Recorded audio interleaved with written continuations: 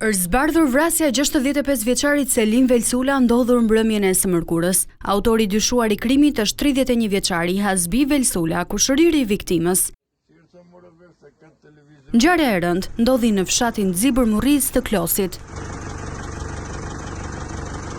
Mësohet se viktima ishte duke kullotur lopën në një livadë afër banesës kur është konfliktuar me autorin e dyshuar. Suazet telefonin do.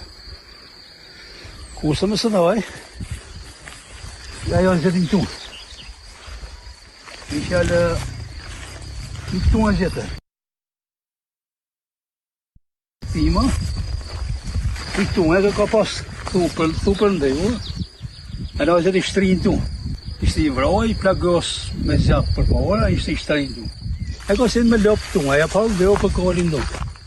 Atë bile ne dishim sigur është jashtë shtetit, sa thoshin në Greqi, sa në Itali, edhe përfundimisht ndodhi kjo që na ndodhi. E pa dëshiruar po. Po unë them që ai çoni si bëni vrasën ka qenë me depresion. Nuk tjetër se nuk bëhat kurrë. Ka qenë me depresion.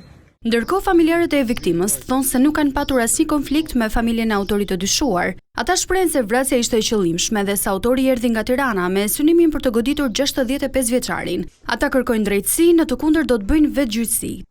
Unë më shumë s'dizin, vetëm kur merr diçuni, po avrosën lumin e konjero. Ja më thash unë se më ndiu tash ku vret, tash atë. Tash ko të uvroja të më disë të vodit, tash më që një më vroj nuaj, që më bëllë, tash së vroj. Ku që më ka vroj? Hiku e në unë di shosë si gjëma. E ka ardhë me vedije, po t'ishte në depresion, nuk unisë nga Tirana më ardhë me vedije, ka ardhë përgatit, ka ardhë me huj, ka ardhë me thika.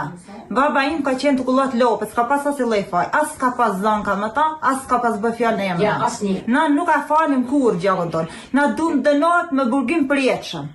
Ose i qofë se dhe dali lirë, na nuk a falim gjakën.